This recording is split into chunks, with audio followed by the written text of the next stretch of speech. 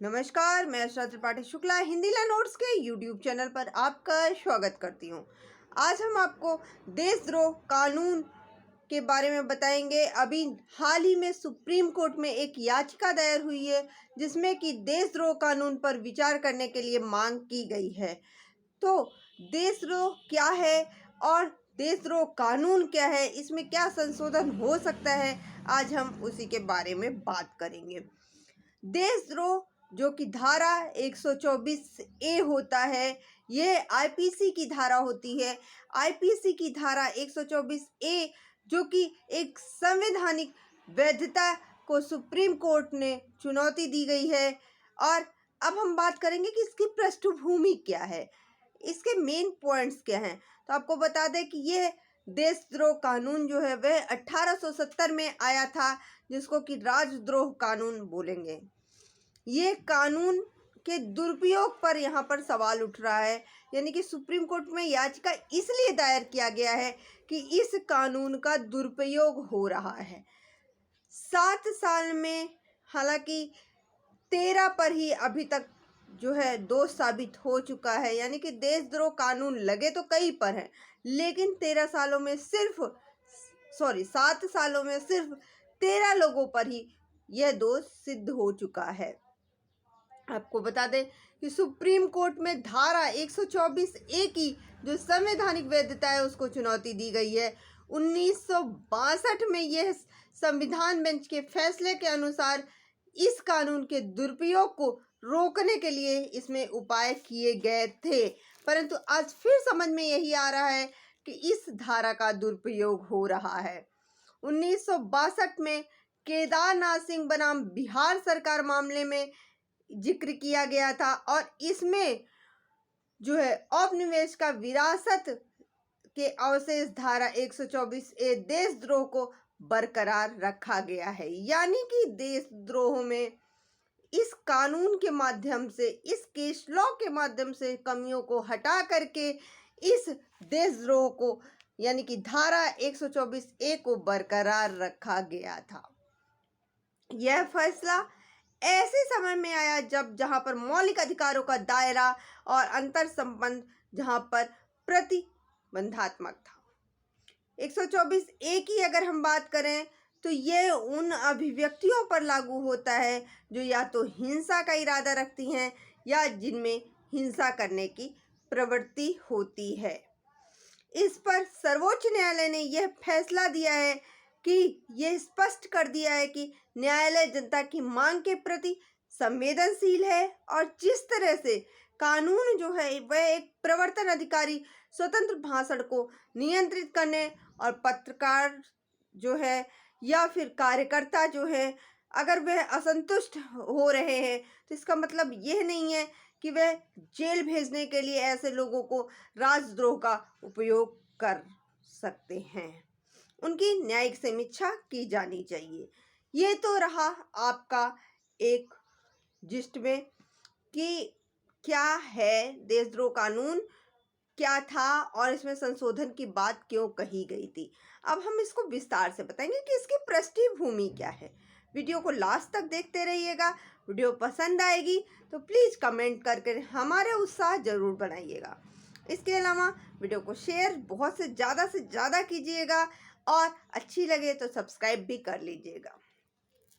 इसकी पृष्ठभूमि क्या है, यानी कि देशद्रोह या राजद्रोह जो कानून है ये 17वीं शताब्दी में इंग्लैंड में बनाए गए थे। उसके बाद सरकार के लिए एक अच्छी राय को बढ़ावा मिले, नकारात्मक राय सरकार और राजाशाही के लिए यह हानिकारक होगा, इसलिए इस कानून को बनाया गया था। यह कानून 1837 में एक ब्रिटिश इतिहासकार जो थे, जो राजनेता भी थे, थॉमस मैकाले द्वारा तैयार किया गया था। आपको बता दें कि 1860 में आईपीसी के इस प्रावधान को शामिल नहीं किया गया था, परंतु सर जेम्स स्टीफन के द्वारा एक संशोधन प्रस्तुत करके आईपीसी 124 ए को शामिल किया गया था।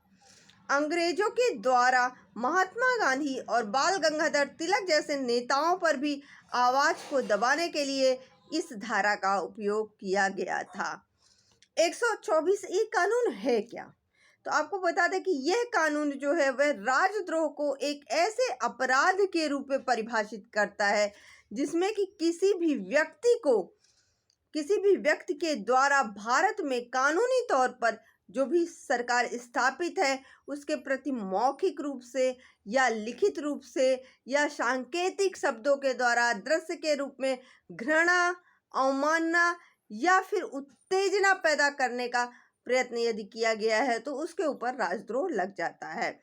अब राजद्रोह पे दंड की बात करते हैं कि राजद्रोह लग गया तो उसमें दंड क्या मिलेगा। तो आपको बता दें कि यह गैर जमानती अपराध है और इसमें 3 वर्ष से लेकर के उम्र कैद की सजा हो सकती है और जुर्माना जो है वह अलग से लग सकता है। यह सरकारी नौकरी करने से रोका जा सकता है और अगर ये धारा 124A लगती है तो न्यायालय में समय समय पर आपको पेश होना जरूरी है, यानी न्यायालय जब बुलाएगा तो आपको न्यायालय में आना पड़ेगा। अब ये तो रहा बात 124A की।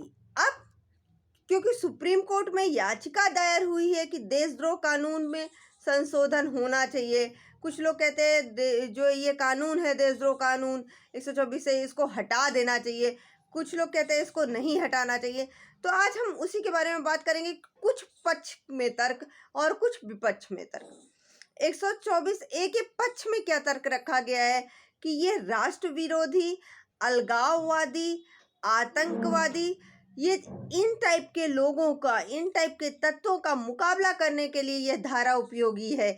यानी कि जो राष्ट्र विरोधी कार्य कर रहे हैं, जो आतंकवादी हैं, उन पर अगर हम देशद्रोह, राष्ट्रद्रोह लगा देंगे तो यह धारा जो है उनका मुकाबला करने के लिए उपयोगी है। उसके बाद जो भी चुनी हुई सरकार होती है उसको हिंसा और अवैध तरीकों से उखाड़ फेंकने के प्रयासों से यह धारा 124A बचाती है। यानी कि कोई भी गवर्नमेंट जो सत्ता में इस समय चल रही है उसको कुछ लोगों के द्वारा हिंसा फैला करके या फिर वो कुछ ऐसे तरीकों से कि सरकार को गिरा दिया जाए तो इससे इस धारा से बचत हो जाएगी। इसके बाद 124A धारा के पक्ष में तर्क ये है कि जब अदालत जो है, अदालत में अगर कुछ भी अवमानना होती है तो उस पर भी कार्रवाई होती है, जज पे भी कार्रवाई होती है, अदालत में का भी कार्रवाई होती है, अवमानना पर कार्रवाई होती है। तो भैया जब जज पे हो सकती है, जब कोर्ट की हो सकती है, जब अदालत की हो सकती है तो फिर सरकार की अवमानना क्यों नहीं हो सकती है? सरकार की अगर कोई अवमानना करे तो उस पर भी कार्रवाई होनी चाहिए। तो ये भी एक इसका पॉइंट ऑफ व्यू है। सिर्फ इसलिए कि कुछ मामलों में 124A को गलत तरीके से प्रस्तुत किया गया है, इसकी पृष्ठभूमि यानी कि 124A को समाप्त नहीं किया जा सकता है। भाई 124A जो धारा है आईपीसी की, इसको लगाया तो इसलिए गया था कि कोई व्यक्ति जो है इस टाइप का अपराध ना कर पाए, हिंसा ना कर पाए, जो कानूनी सरकार है उसके प्रति कुछ गलत बर्ताव ना करें। लेकिन लोग इसका प्रयोग कैसे कर रहे हैं उस पर निर्भर करता है कि यह धारा सही या गलत नहीं है। अब ये तो रही पक्ष की बात। अब विपक्ष की बात अगर हम करेंगे तो धारा 124A के विपक्ष में तर्क ये दिया गया है कि इससे कहीं ना कहीं व्यक्ति की अभिव्यक्ति की स्वतंत्रता, व्यक्ति की बात कहने की स्वतंत्रता, उसमें बाधा पड़ रही है।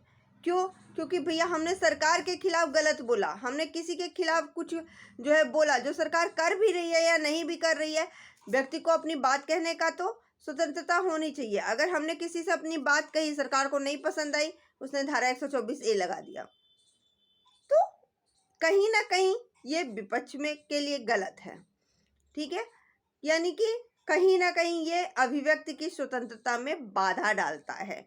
इसके बाद अगर सरकार की असहमति से कोई उसका सरकार का आंदोलन कर रहा है, कोई आलोचना कर रहा है, तो लोकतंत्र को मजबूत बनाने के लिए आवश्यक है कि सरकार की भी आलोचना होनी चाहिए। सरकार की अगर असहमति है तो उनकी आलोचना कर सकते हैं, परंतु धारा 124A के अनुसार आप नहीं कर सकते हैं। तो यह भी विपक्ष के लिए सही नहीं है। अब क्योंकि अंग्रेजों ने ये धारा लागू की थी, सबसे पहले ये अंग्रेजों के यहाँ लागू हुआ था, उसके बाद वहीं से हमारे भारत में आया। तो जब अंग्रेजों ने इस धारा को समाप्त कर दिया तो यह धारा भारत में भी समाप्त होना चाहिए, विपक्ष का ये तर्क है। इसके अलावा राजनीतिक असंतोष से बचने के लिए उपकरण के रूप में इसका प्रयोग हो रहा है। राजनीतिक पार्टियां इसका उपयोग जो है वह अपने असंतोष से बचने के लिए कर रही हैं, एक उपकरण के तौर पर कर रही हैं, तो जो कि यह गलत है, ऐसा विपक्ष की तरफ से तर्क दिया गया है। इसके अलावा ये तो रही पक्ष और विपक्ष की बात।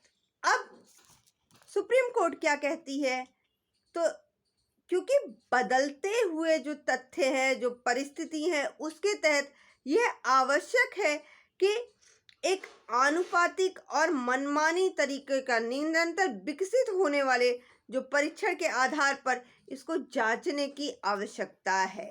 यानी कि हम ये नहीं कह रहे हैं कि इसको समाप्त कर दीजिए, हम ये नहीं कह रहे कि इसको लागू कर दीजिए, परंतु जो धारा 124A है आईपीसी की, उसको जांचने की ज़रूरत है कि कब ये धारा कहाँ पर लगाना चाहिए, कहाँ पर नहीं लगाना चाहिए, क्या जहाँ पर हम इस धारे का प्रयोग कर रहे हैं क्या यह सही है या गलत है। तो इसके पक्ष और विपक्ष में ये बातें थी।